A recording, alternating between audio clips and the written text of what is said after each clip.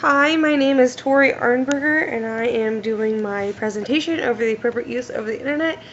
And as our principal stated, Dr. Hammond, and that he thinks that this is a very important topic that we need to educate all the teachers on. That hopefully my handout that my handout that all of you have in front of you right now will kind of guide you through this, and maybe this can be sent home to the parents and let them know where we're coming from as a school.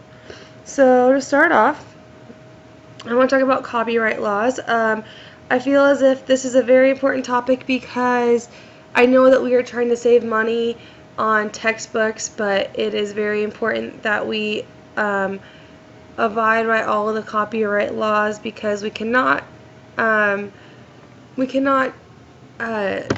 be copying textbooks, and I know that it's in the end I think that we're saving money, but if we were to get caught, there's a huge fine. Although jail time isn't likely, it is a possibility if we are caught.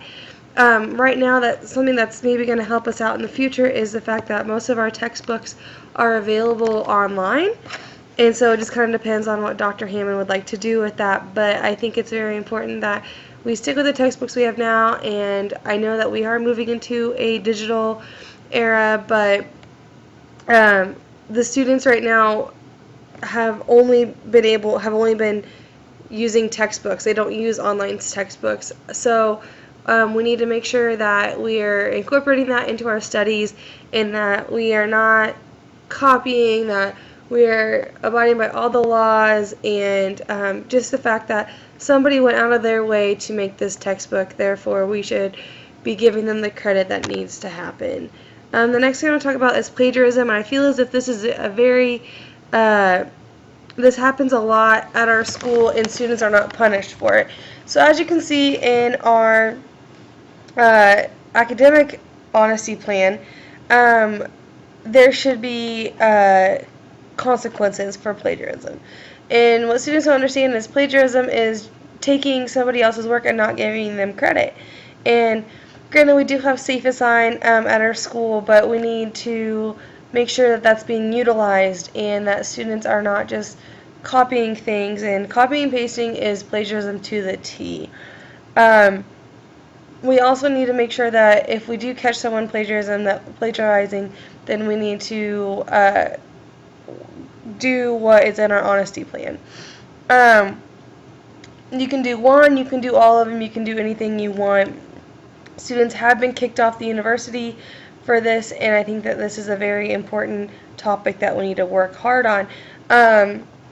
Students get this confused with copyright, but in the end it's two totally different topics, and I think that if we are going to have something like this in our academic honesty plan, then we need to put our foot down and make sure that we are doing everything that we need to do. Safe Assignment has really helped us out a lot. It goes through and makes sure that if there's more than 3 words put together, then it highlights it. It shows that it's been used before. Another part of plagiarism is using other people's work, not just the internet. And sometimes students are taking a paper that maybe their brother or sister wrote 2 years prior and is submitting that, and that's not them doing their work, that is somebody else doing their work for them. So we need to make sure that we are utilizing this as much as possible. The next thing we talk about is the social media, and how it is unsafe sometimes. As you can see, I've listed some social media websites, but I think that, I'm sure that all of you have seen the Dateline episodes and the 60-minute episodes where they pretend to be maybe a 13-year-old girl talking to maybe a sexual predator online, and how it turns out it's not really a 13-year-old girl, and how, and I think that is very important, and that students need to make sure that they are being safe. That's not only the parents' job, we need to make sure that if we hear anything like that going on as teachers, we need to make sure that we get that reported and we get that figured out. Um, there are, granted, social media can be used in a safe way, such as you should not be putting any of your personal information out there, that you are also not, well, when I say personal information, I mean putting your last name, putting your birthday, putting your address, putting information that can track you down. Granted, some of those social media things you don't think of, such as Google Plus, as a social media, but in the end, it really is. And granted, on Facebook and on LinkedIn, you put your last name. It's all about how well you protect your name in this situation. As you can see in my Prezi, I have my first and last name. That is an account. Technically, it could be used as a social media if you want to think of it, but I also have everything protected. So it just also depends on how the parents are protecting their children as well. The next thing is cyberbullying. I've listed some facts that I found on maskmatters.org. Cyberbullying has increased over the years simply just because we now have an internet compared to 20 years ago when the internet was very scarce. Cyberbullying is a huge effect on students. It can lead to suicide, which is one suicide is one too many. We need to make sure that if we hear cyberbullying going on in the classroom, that we figure out what's going on. Students are most likely to use cyberbullying just because they are less scared of saying it to the student's face.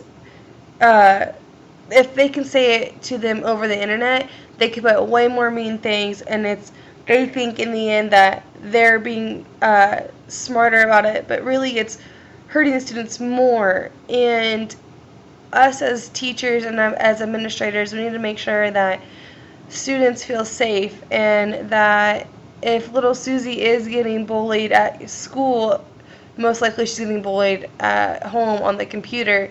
And chat rooms are horrible when it comes to cyberbullying because nobody knows the person, and it just saddens me. So I think as teachers, we need to really hit hard on this and make sure that if we hear something like this going on, that we put our foot down. And even if, granted, there is the confidentiality rule, but I think if a student is in danger, this is something that we need to get figured out and maybe send it to the counselor or to the principal, and let the parents know. But this is something that we need to work on. The next thing I'd like to talk about is the use of technology in our classroom for the students. As you know, all of our students have iPads. There's 50-50 on if teachers like this, if students like this, if parents like this, if anybody likes this. I think it is very valuable because, granted, I do work in a classroom where I have a computer lab, but if they have their own iPad, they can maybe research on the computer and then type all their information into the PowerPoint, into the Word document, or vice versa. It's great everything now is getting to the point where we got to research stuff on the internet. Our library is getting close to shut down. We have to have a library, but it's getting really scarce, and students don't know how to look up things in the encyclopedia, and I think that should change. But based off how everything is working out, with how things are becoming less paper and more digitalized, we need to make sure that we are utilizing these iPads. And another thing that students can use in the classroom on the iPad is the social media, which I am against because I don't like them getting on apps during their free time. But if we could figure out a way to block those, that would be great. I know there's a way. I've been to a seminar where there's a way, but we need to work on that. Student email is very important. That's also helping getting rid of announcements in the morning. We can shoot them an email. If they're part of an organization at our school, we can shoot them an email saying, hey, we're meeting at 4 o'clock during advisory, or not 4 o'clock, 4 o'clock after school or something like that. It also is important that we are teaching our students the computer skills that they're going to be needing to use in college. they're going to have to know how to type papers. That's what I think these iPads are going to really help them out. And if we teach them how to always have their computers ready with them, they'll be ready for college as well. And then for the teacher use in the classroom, I have down Google.